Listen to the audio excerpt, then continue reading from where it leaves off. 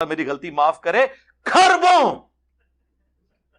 خربوں معاویہ ایک عمار کے برابر نہیں. اور میں مسلم شریف سے ثابت کروں گا آپ کو، بخاری شریف سے ثابت کروں گا. سنیں، بخاری اور مسلم دونوں میں حدیث ہے، اور مسلم میں تفصیل ہے کہ حضرت خالد بن ولید نے جذبات میں آ کر عبد الرحمن بن عوف کو گالیاں دے دی. اور یہ کیوں گالیاں دی تھی، اس کی تفصیل حافظ ابن کثیر نے سورۃ الحدید کی 10 نمبر آیت کے کانٹیکسٹ میں لکھ دی ہے. وہ 10 نمبر آیت ہے نا سورۃ الحدید کی، کہ جو فتح مکہ سے پہلے ایمان لے کر آئے اور جو بعد میں وہ برابر نہیں ہو سکتے. اس کی تفسیر میں لے کے آئے، اور کچھ حصہ اس کا صحیح بخاری میں موجود ہے کہ جب خالد بن ولید نے ایک قوم کے اوپر بغیر تحقیق کے چڑھائی کر دی اور انہیں قتل کیا، اور وہاں صحابہ میں اختلاف ہوا. وہ قبائل اجڑ تھے، ان پڑھ تھے، اعرابی تھے. انہوں نے کہا ہم اپنے دین سے پھر گئے، ہم اپنے دین سے پھر گئے. اور اس سے مراد وہ یہ کہہ رہے تھے ہم اپنے بت پرستی کے دین سے پھرے. خالد بن ولید یہ سمجھے یہ کہہ رہے ہیں ہم اسلام چھوڑ گئے، قتل کرنا شروع کیا. باقی صحابہ نے مخالفت کی، انہوں نے اپنے جو انہوں نے گرفتار کیے تھے انہیں قتل نہیں کیا، اور کہا ہم نبی اسلام کے پاس آئیں گے. اس وقت نعرہ بولا جاتا تھا اسلمنا، ہم نے اسلام قبول کیا. لیکن ان اجڑ لوگوں کو نہیں پتا تھا. نبی اسلام کے پاس جب شکایت آئی تو آپ جلال میں آپ نے 2 دفعہ ہاتھ اٹھا کے کہا اے اللہ، خالد بن ولید نے جو کچھ کیا میں اس سے بری ہوں، میری کوئی ذمہ داری نہیں جو اس نے یہ حرکت کی ہے. اس موقع پر ہی عبد الرحمن بن عوف اور خالد بن ولید کا جھگڑا ہوا تھا. یہ حافظ ابن کثیر نے نقل کیا. اور مسلم شریف میں الفاظ ہیں کہ خالد بن ولید نے جب عبد الرحمن بن عوف کو گالی دے دی تو وہ شکایت لے کے حضور کے پاس آئے. آپ علیہ السلام کو جلال آیا، آپ نے فرمایا خالد سے فرمایا تھا. بریلوی دیوبندی اہل حدیث شیعہ سے نہیں، وہ تو انڈائریکٹ ہے. ڈائریکٹلی خالد بن ولید سے کہا کہ تم اب احد پہاڑ کے برابر بھی سونا خیرات کر دو. تو میرے صحابی نے 1 مد 600 گرام آدھا کلو گندم جو خیرات کی تھی اسے نہیں پہنچ سکتے، اس کے آدھے کو بھی، یعنی 1 پاؤ گندم میرے عبد الرحمن بن عوف نے جو اللہ کی راہ میں دی. خالد بن ولید تم احد پہاڑ جتنا سونا بھی خیرات کر دو تو اس کے برابر نہیں ہو سکتے. یہ آدھی حدیث بیان کرتے ہیں کہ جی وہ میرے صحابہ کو برا مت کہو احد پہاڑ. یہ مسلم شریف میں پوری حدیث ہے، کیونکہ مسلم کی اگر حدیث بیان ہوگی تو پھر پتہ چلے گا کہ نبی علیہ السلام نے اسپیسیفکلی بعد میں مسلمان ہونے والوں کو کہا کہ تم سینئر مسلمانوں کو گالی مت دو. پھر تو لوگ پوچھیں گے پھر بنو امیہ حضرت علی پہ کیوں سب و شتم کرتی رہی، جو صحیح مسلم میں ہے 6229 لعن اللہ ابو تراب، ابو تراب پر لعنت ہو. سب کا ترجمہ مسلم میں خود ہوا ہے لعنت. پھر لوگ یہ بھی پوچھیں گے. مسلم شریف میں دوسری حدیث سعد بن ابی وقاص نے امیر شام کے سامنے کلمہ حق بلند کیا، حضرت علی کو سب کرنے سے انکار کیا. لوگ یہ بھی پوچھیں گے. تو اس لیے انہوں نے کہا یار آدھی حدیث بیان کرو، میرے صحابہ کو برا مت کہو. پوری حدیث بیان نہیں کی.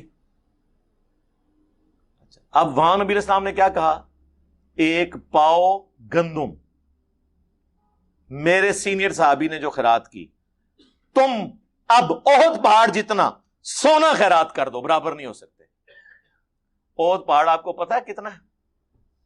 4.5 کلومیٹر پہ پھیلا ہوا ہے، چٹیل پتھروں کا پہاڑ ہے.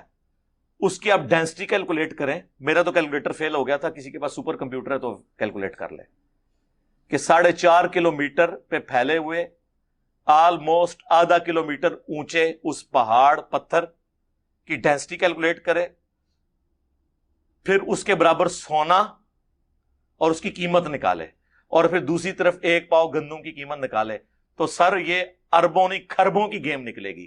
لہٰذا میں نے بخاری اور مسلم سے ثابت کر دیا، اور یہ بھی میں ابھی آگے چلوں گا. خالد ابن ولید فتح مکہ سے پہلے کے مسلمان ہیں، لیکن صلح حدیبیہ کے بعد ہوئے ہیں. نبی علیہ السلام نے صلح حدیبیہ کے بعد اور فتح مکہ سے پہلے مسلمان ہونے والوں کو بھی عبد الرحمن بن عوف کے برابر نہیں ہونے دیا، اور جو فتح مکہ کے بعد مسلمان ہوئے ہیں وہ حضرت علی کے برابری کا کریں، وہ تو آپ کیلکولیٹ ہی نہیں کر سکتے. تو میں نے یہ رجوع کرتا ہوں، میں نے جو کہا تھا کروڑوں معاویہ، میں کہتا ہوں کھرب ہا کھرب معاویہ.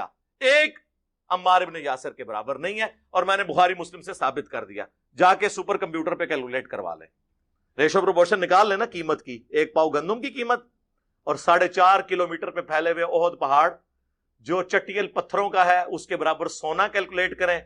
سر سونا تو 1 تولہ آج کل 1,15,000 تقریباً ہوا ہے، چلے موٹا کر کے 1 لاکھ بھی لگا لیں، اتنا تھا سونا 1 لاکھ کا ہے، تو لاکھ کا فرق تو یہی نکل آیا ہے، اتنی سی جگہ پہ، اتنی جگہ پہ ہی کروڑوں معاویہ پورے ہو جائیں گے، اور 4.5 کلومیٹر پہ تو خربوں نہیں، خرب ہاں خرب، اور علی کی تو بات ہی نہیں ہو رہی، علی کی کیسے بات ہوگی؟ علی کا نام لینا چھوڑ دیں آپ، سر علی کو کوئی نہیں پہنچ سکتا، ان کا تو ذکر ہی نہ کریں۔ سیدہ عائشہ کو ظالم کہتے ہیں، نعوذ باللہ۔ یار یہ جملہ لکھ کے آپ لوگوں کو اشتعال دلانا چاہتے ہیں؟ میں تو اس سے بڑی بات کرتا ہوں کہ بخاری میں حضرت عمار کا خطبہ ہے کہ لوگوں اللہ نے تمہیں آزمایا ہے، ایک طرف عائشہ دنیا اور آخرت میں تمہارے نبی کی بیوی ہیں، لیکن اللہ دیکھے گا تم اللہ کی اطاعت کرتے ہو یا عائشہ کی، یعنی انہوں نے تو اللہ سے جنگ قرار دے دیا، حالانکہ وہ حضرت علی سے جنگ تھی۔ کیوں؟ اطیعوا اللہ و اطیعوا الرسول یا ایھا الذین آمنوا اطیعوا اللہ و اطیعوا الرسول و اولی الامر منکم، حکمران وقت کی اطاعت اللہ رسول کی اطاعت ہے قرآن و سنت کے اندر، تو انہوں نے تو اللہ رسول سے جنگ قرار دے دیا، اور بخاری کی حدیث ہے عمار کی زبان کو اللہ نے شیطان سے محفوظ رکھا ہے۔ آؤ پھر یہ کہتے تھے نہیں ظالم لفظ، وہ بھائی اس میں الفاظ تھا کہ بدبخت کے لفظ تھے، میں نے تو بڑا لائٹر ترجمہ اس کا کیا ہے، اس کو تو چھوڑ دیں، وہ جو مسند احمد کی حدیث ہے کہ میری بیوی کا کیا حال ہوگا جب ہوب کے کتے بھی اس پہ بھونکیں گے، جسے شیخ البانی شیخ زبیر علی صاحب نے تو اپنی ویڈیو میں بھی صحیح کہا۔ اور یہ صحیح حدیث ایک سناؤں، نبی کریم صلی اللہ علیہ وسلم فرمایا تھا کہ میری بیویوں میں سے کون سی بیوی ہے جس پر ہوب کے کتے بھونکیں گے؟ صحیح ہے یہ۔ جب عائشہ صدیقہ اپنے ساتھیوں کے ساتھ لشکر کے ساتھ جا رہی تھی ہوب سے، تو وہاں کتے بھونکے بہت زیادہ، یہ غیب کی خبر پوری ہوئی، ثابت ہوئی۔ اس لیے ہم کہتے ہیں کہ نبی کریم صلی اللہ علیہ وسلم کو جو اللہ نے غیب بتایا تھا وہ جانتے تھے وہی کے ذریعے۔ تو عائشہ صدیقہ نے پوچھا یہ کون جگہ؟ فرمایا یہ ہوب ہے۔ انہوں نے کہا فرمایا مجھے تو حدیث یاد آ گئی، میں واپس آنا چاہتی ہوں۔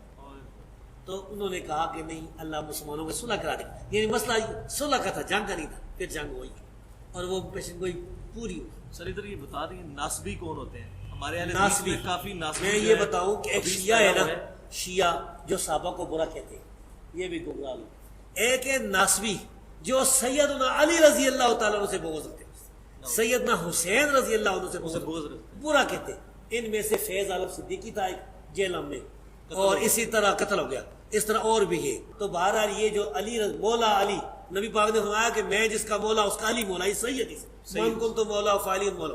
جو مولا علی سے جو مولا سے مراد مشرک کشا نہیں بلکہ محبوب اور پیارا ہے، تو جو اس سے دشمنی رکھتا ہے برا کہتا ہے ناسبی ہے۔ یہ کچھ اہل حدیثوں جو منی میں گھس ہیں، بھائی ہم نہ ناسبی ہیں نہ شیعہ ہیں۔ اس کے کانٹیکس میں میں نے مسند احمد کی حدیث بیان کی تھی، جب مولا علی سے رسول اللہ نے کہا نا ایک وقت آئے گا تیرا عائشہ سے جھگڑا ہوگا، تو انہوں نے کہا میں تو بڑا شقی ہوں، بڑا بدبخت ہوں اگر آپ کی بیوی سے لڑوں گا۔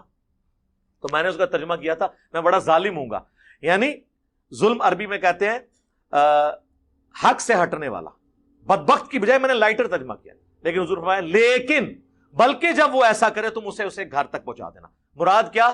کہ جب ظاہرہ دونوں لڑیں تو ایک ہی بندہ ظلم کرنے والا ہوتا ہے، دوسرا تو مظلوم ہوتا ہے، تو لاکن نے کلیئر کر دیا کہ مخالف پارٹی ظلم پہ ہوگی، لیکن وہ بھی آج کی ڈیٹ میں چونکہ انہوں نے معافی مانگ لی، حضرت علی نے انہیں معاف بھی کر دیا، وہ معاملہ سیٹل ہو چکا۔ کوئی بھی کسی کو یہ یعنی جرت نہیں ہونی چاہیے، میں تو سیدہ عائشہ سلام اللہ علیہا کی توہین کرنے کو نبی الاسلام کی توہین شمار کرتا ہوں، ٹھیک ہے؟